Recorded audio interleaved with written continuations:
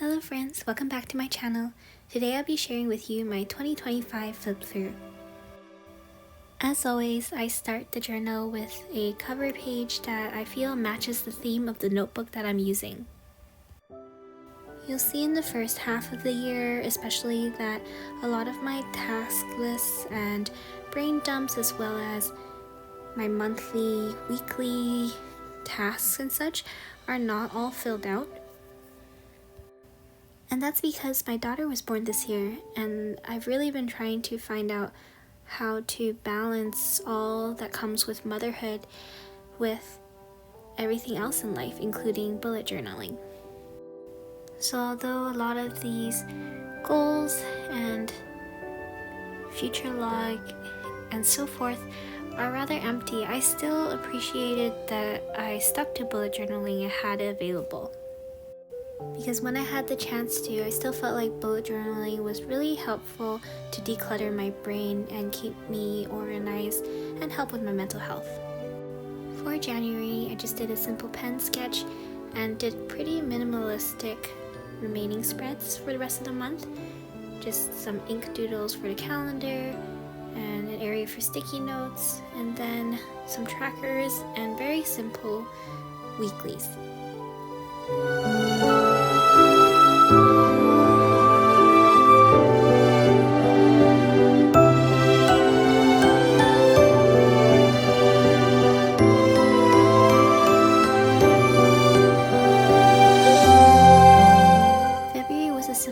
Page 2 using markers with a very minimalistic calendar and also some simple trackers, some meal planning,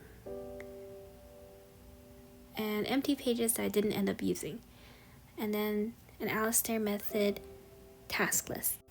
March, I used watercolor and stickers. I felt like I needed more sparkle in my life, so somehow I found some time to kind of put this together, but it really was simple and didn't take too much time altogether. As per usual, I still find it hard to keep tracking things consistently, and I do tend to fall off writing down my tasks consistently as well. April, I finally got a chance to paint with washi again, and I really enjoyed this and really needed it. But after that, I didn't end up having a chance to use the calendar or my mood trackers or sleep tracker. I wasn't really sleeping much, honestly. So ironically, there is no sleep on the sleep tracker calendar, but I did sleep a little bit. Just didn't get to show it. May, I painted with gouache and watercolor, and I really enjoyed this as well. And then just a task list. I continued with painting my cover page for June, and really enjoyed adding some sun rays to the scene. Followed by a task list and also an additional spread to plan some meals, but I didn't get a chance to write too much. And here I'm trying to figure out a better system for chores. Next, we're moving on to the second half of the year, and it's gotten pretty thick. I've been using it more.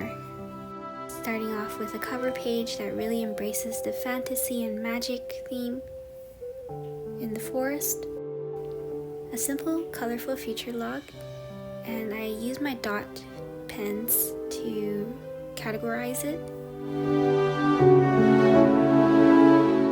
I trialed a master task list but it kind of fell off, but I do think I like the concept and will use it again. Some overlap in that task list here with my maternity list of things to do.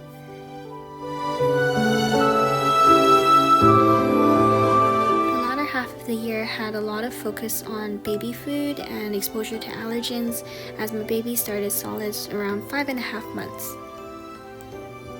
And she had allergic reactions quite early on, which caused me to focus on solids even more. Here I had some calendars just for appointments so that I could focus on them. And I actually stuck to my trackers almost the entire 6 months this time, although I fell off the mood for the last little bit. But I've been pretty happy for the last little bit, so I can fill those in with green smileys later. I enjoyed this simple format and will use it again. I'm not sure how I feel about these pages and will probably need to think about how to make them more useful for myself.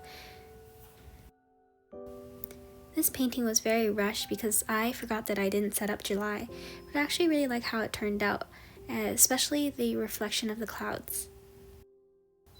I tried out writing down my day's schedule and baby routines, but then there was so much variability that it didn't quite make sense to do that anymore. So then I narrowed it down to mostly writing down some tasks as well as tracking some solids for the allergen rotation schedule. As you can see, there are some empty spaces where I didn't write down my tasks every day. And that's just a part of parenthood, and I'm still trying to figure out how to incorporate daily bullet journaling back into my life. Again, with a gouache and metallic and holographic watercolor cover page for August. And then I restructured my weeklies, still focusing on solids and tasks. I was a bit better at filling out most every day this month.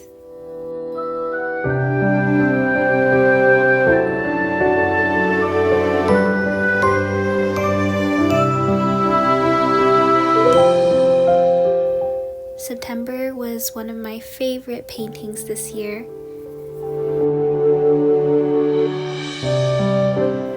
And again, with the focus on solids, allergen rotation schedule, as well as a task list.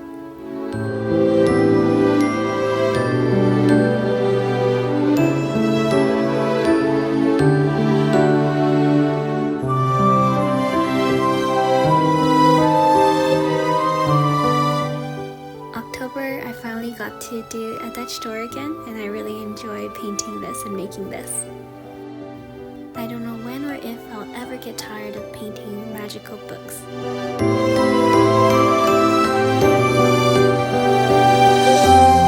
And here's more allergen rotation tracking, simple task list. Also tried to write down meal planning but didn't get very far. November, I switched back to using watercolor, and this was quick and easy and just very peaceful to paint. Here I shifted to not tracking the allergens every day, although I felt like I needed to shift back into it afterwards. We traveled in November as well, so I had some pages related to that.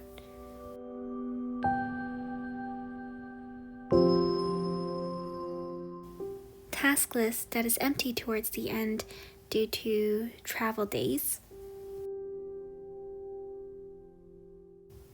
And some miscellaneous notes.